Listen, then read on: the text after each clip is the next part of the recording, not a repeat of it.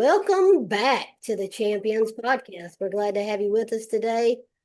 This is just going to be a laid back episode with Champ and I talking just about maybe what's coming up and what this month has meant for me. So, anybody that knows my story and has followed our podcast knows by now because I say it all the time, but I have cystic fibrosis, which is what led to me needing organ transplants.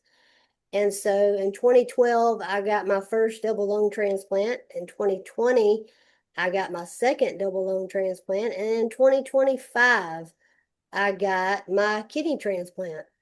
And so obviously, quality of life is so much better and God is good. But I wanted to take a minute today just to express April because April is Donate Life Awareness Month. And I know that I always say this about organ donation, but organ donation doesn't seem to be on anybody's radar, but it can become personal and become personal very fast.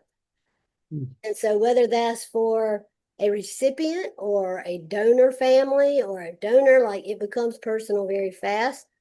And I just want to give acknowledgement to all the donors, deceased and living, that really give hope and the gift of life.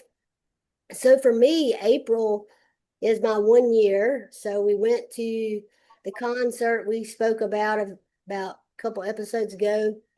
And then I also have some stuff coming up. And I actually had a reflection about 2 or 3 nights ago when I was sitting in bed and I was just kind of reflecting on what was coming up. And I looked at my schedule and I said, wow, I'm so busy. And a lot of people take busyness as a negative, right? Oh my gosh, I have this to do. Oh my gosh, I have this to do. But being busy means you're still living. Being busy means there's gratitude because you have stuff going on in your life. So for me, what do I have going on? I have a Brandon Lake concert coming up May 2nd. And so I'll be going to that. First time I've seen him actually, his solo concert. I was able to meet Brandon last June. He's a very sweet person. And then I have a cousin's wedding that I'm going to next weekend, actually. So that's fun. And then I have some other stuff coming up. And then something I'm really excited for is obviously, if you know me, I'm a huge Carrie Underwood fan. I'm going for my annual birthday trip to Nashville to see her. And then, amazingly enough, my best friend Dustin, who has also been a guest on the podcast, he is a performer at Dollywood. And so I have actually never been to Dollywood. And so it's going to be really exciting to be able to go hang out with them on my birthday this year. And so we're just really excited about getting that opportunity and just can't wait for the memories that'll be made there.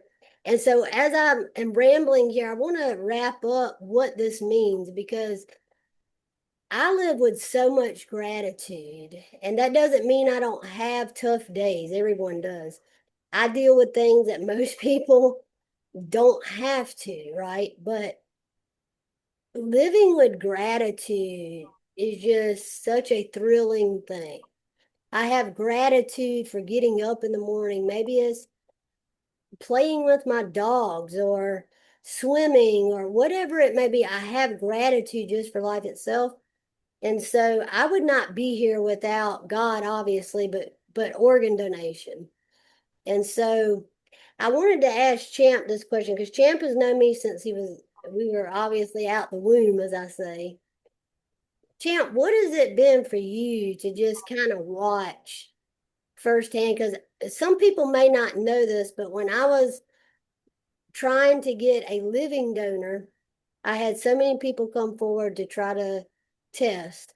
And Hmm. I remember a conversation we had you been able to qualify, you would have even considered that. What has it been like for you to just watch? Because you saw me when some people didn't. I mean, you might have FaceTime me and caught me at a moment, or you saw the decline, and obviously you've seen the decline when I was waiting for lungs, but the kidney, what was it like for you on the receiving end of a friend perspective to see, oh, life has been restored? There's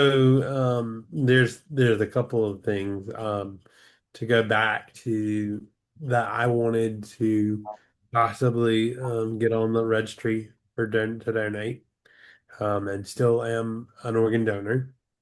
So am an organ donor. But in the aspect of the kidney, that was just not an option, right? There are other organs that can be salvaged and used, but kidney right now is just not, like, mine work fine, but there are some other things that may have prevented it, right? And I have some, it's not even that there's something wrong with my kidney per se. It was more so I have some genetic things that go on that cause some kidney issues. So it means that I may have kidney issues down the road. Not that to the severity of a transplant, but just issues. Um, so for me, I think it's like a lot of things. So there's a lot of components to it. I wanted to do it because I wanted to do it because I care about you, but I also like, who doesn't like to know that they made a difference, right? Um, and who doesn't like to know that what they do makes an impact? And so I think there were a lot of things in my mind at the time. And then watching you go through some of it, I don't remember watching the kidney, or not the kidney, the lung issues as often. I think both times for the lung transplant.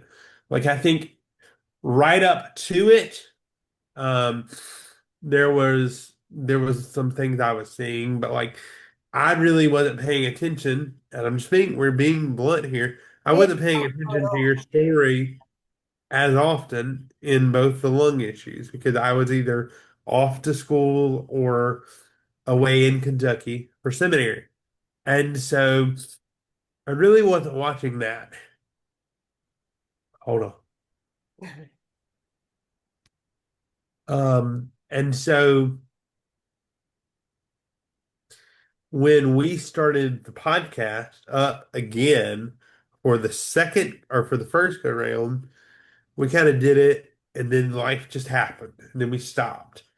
Then we talked about it again. And I don't know, I guess because I was in different seasons and phases of life, dealing with grief and transition and all of those things. And you were just more present, right? And so I was asking questions. I was seeking advice. I was seeking friendship, all those things. And so the Lord just opened that door.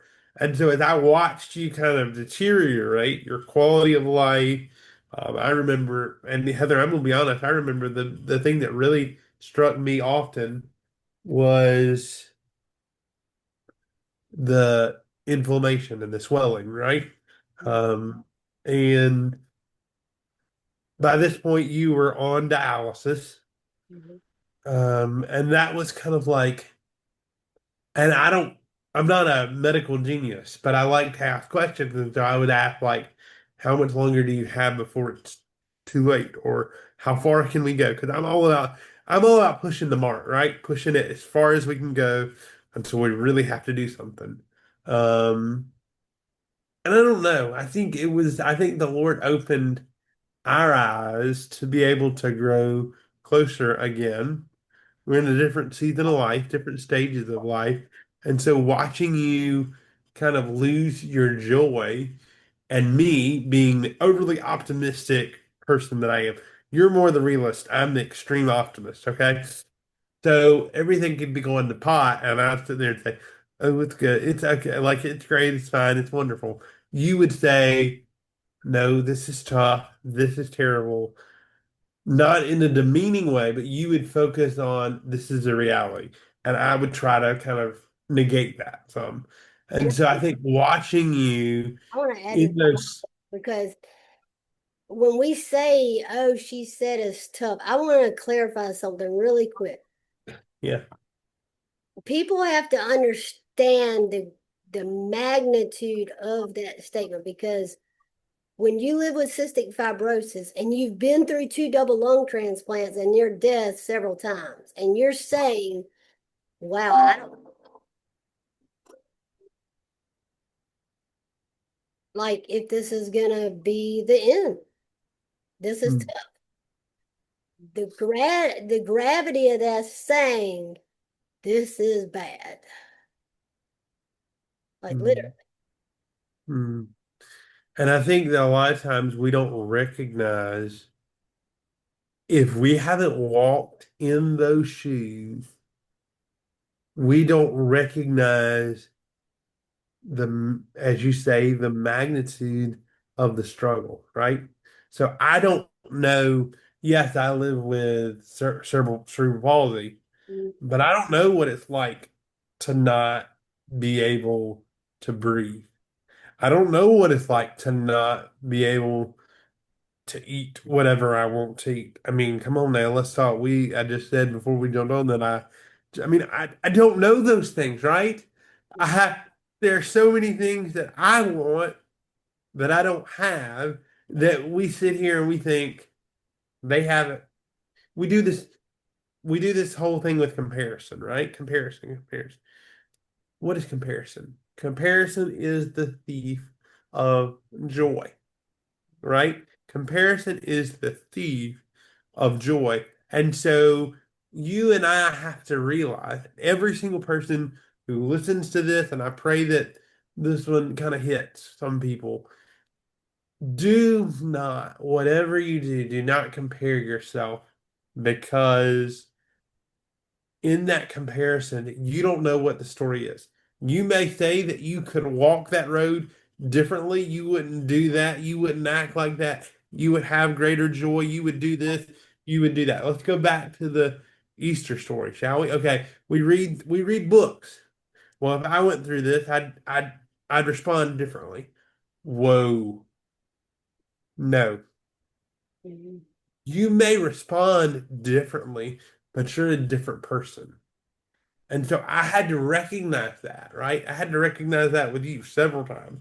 And you never got irritated with me, but you probably wanted to in the back of your head, but you didn't. But I could say now that's the reality of the statement, okay? Let's fast forward. Let's jump out um of the transplant. Let's say that you had it, which you did. Watching that post and pre, like from the moment of to the moment to, it's totally different. And now I think I understand the depth of what that transplant did for you, what that transition from that time to now, the freedom that you have, the freedom to live and enjoy and all those things. Listen, it's insurmountable. It really is. And I think it's just like I think I even said this on the last episode that we did on the recap of the concert. Like being in your presence is different than this, right? Like you get to see a person in a different scenario. I because I hadn't spent like inner face-to-face time with Heather. Heather's a talker. Like she's a defender of herself. She's gonna do what she knows to be right. She's gonna advocate for herself in ways that I might not advocate for mine. Like you have to realize that's how people are different. But that's the story, right? And so comparison is the thief of joy. And so everybody could say, I would do this differently. You don't know how you look until you've had your picture took. And you don't know how you look until you've stepped into that story. And look at the way that after transplant, how we've been able to carry this conversation, right?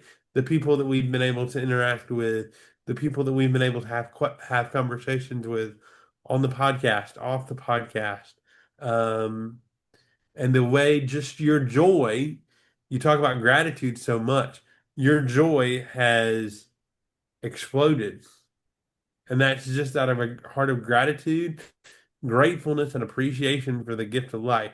As you know, I've said before, life is a gift, and we better treat it as such. So, And you talk about me being a realist. I think I've actually had people say, like, if I want to know the truth and know it blunt, I'll just call Heather.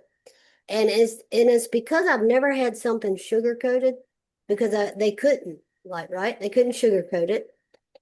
And I think that when we live in what's realistic, it doesn't mean we're not being optimistic.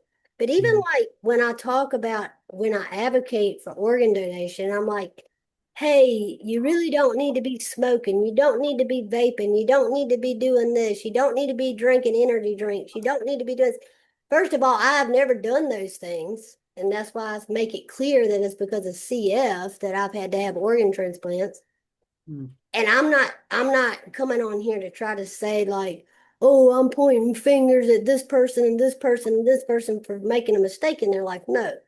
What I mean is, no, I see, and it's such a problem in today's society that these substances people are using, and yes, I'm talking energy drinks, the type of foods America has.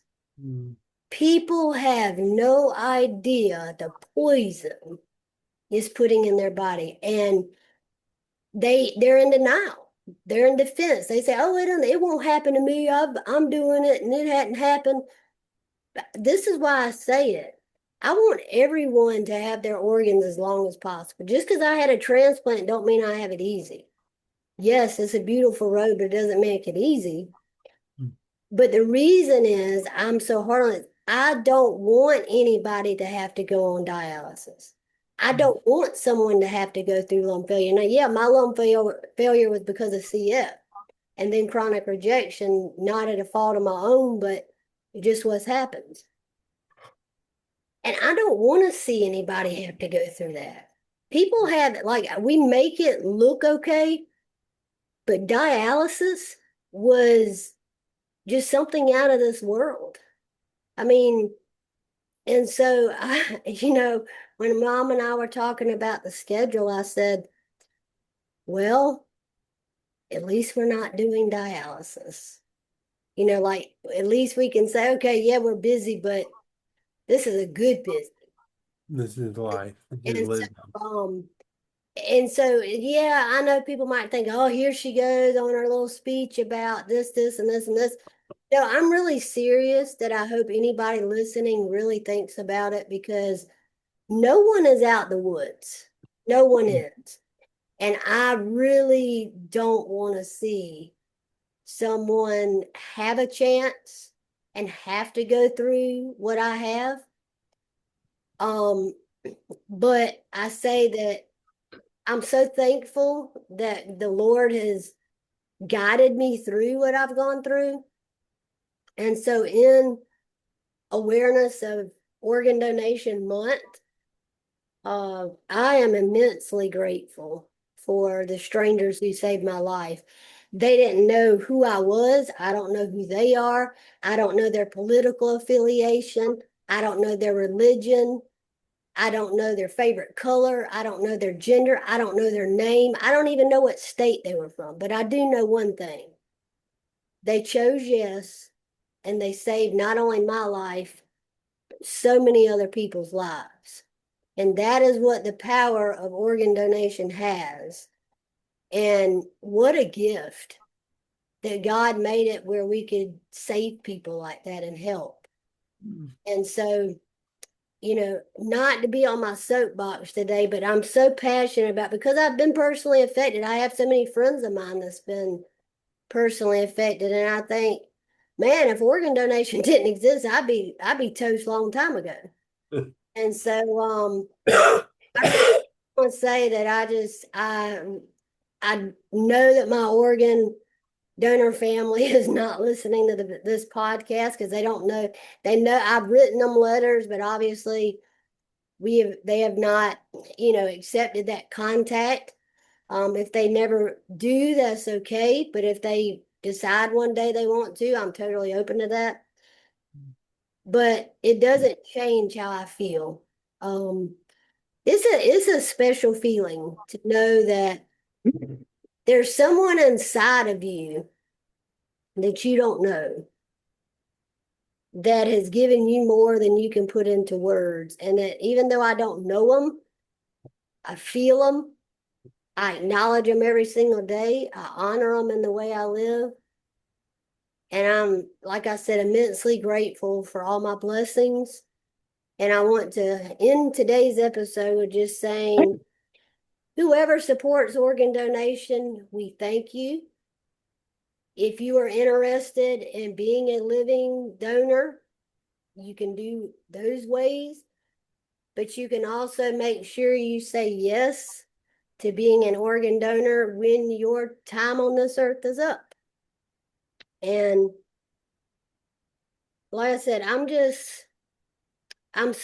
was humble before, but I'm a different level of humble. Just knowing, and obviously if I knew their name and knew, it would still mean the same, but knowing it was a stranger, they didn't ask questions, they just said yes. And because of that, yes, I'm here. And so I'm still here. And that's what I'm gonna leave it on. Thank God. Well, I have a question for that, or just not even a question, more of a thought to end on, because both of us understand our faith so deeply, right? Mhm. And that is this, you talk a lot about organ donation, and you talk about the stranger who gave their life, right? Who gave their organ, which was life. And I want to challenge you that just like someone gave their life for Heather to have a second chance, Christ did the same thing. Mhm. And I think we understand this organ donation at a completely different level, or you do, because you've been impacted by it. Had it not been for that, you wouldn't be here. For fair. Yeah. And when you take that and turn that again on a completely different component and understand what Christ did. And I know that thing, but just I think when I hear you say that, and I know the impact that that person, even though we have no idea who they were, that person made an impact on you and gave you a chance at life. And for you and I, for every single person under the sound of this podcast that lives on this earth, whether they've been affected physically by organ donation, they've been affected physically by gift, and that's life itself. And life was breathed into them by a creator, by Almighty God. And so just think on that. And I think like when you said that, Heather, that just made me the hairs on the back of my neck stand up because like when we understand when I understand the profoundness of you being given a second chance at life, right? And then when you and I both not understand it so much from a physicality standpoint, but it also happened in that way too. And so when you've had when you personally have had it happen on both ends of the spectrum, it changes everything. And I And so, think thinking about it, like when people ask me, and just imagine like out of everybody that's on like that chooses to be a donor, everybody like, and I'm talking with my lungs and the kidney, like even with the living and then randomly getting a deceased call. mm, Think about all the people that could have gotten. And it doesn't mean that I took it away from them. It means God knew from day one who he was choosing to put in that spot and what organ from that person was going to go to me and the rest of the organs that that person donated go to another person and another person. And I mean, I just find it so fascinating because it makes me think, even we talk about, the Bible, and it's like, I start thinking about how, people ask Jesus for miracles. Maybe it was healing the sick or healing the blind or hearing the deaf or healing a sick child. And I asked a lot. I asked every single day. But somehow I knew that no matter where it came from, he was choosing it. And I would even tell people, well, I guess it's just, he's waiting a little longer, but he's just getting that perfect selection. And how true is it? I mean, he had it designed from the beginning, and it was just all about the wait. And Mm. now I get to live it. Mm. And when you understood that, I mean, all of us, I think I not only celebrated Easter and Palm Sunday a little differently because I was with you, but I think last year watching you go through the transplant in the midst of that week or that season of the year, it was like, whoa, that takes on a whole new component. Mhm. So we hope that today's episode is encouraging for you. We hope that you really, really emphasize or understand the importance of donation. If you're not a donor, please make that selection. Please. I'll never forget as a little kid when I'd play or look at my parents' driver's license and both my parents are donors. Just check that box. It doesn't cost you a thing, and it could possibly and potentially give someone else life. So do that. I know we're going to put a link for someone to or for people to do that. That's one of my encouragers to look up organ donations of any kind, and And I do believe that. you can do it now. I'm not sure about the Android phones, but I know with iPhone now, I believe you can go into like your settings and somehow register. And I know you can do it online, and you can also obviously do it with the DMV. But yeah, we encourage you and we thank you. And I want to say too, like, there's so many people that want to be an organ donor that just simply can't for medical reasons, that's okay. You still support it. So we understand that. Go And advocate for it and advocate for it deeply. mhm. So. Well, thank you for listening to the Champions podcast, and we'll see you back next week.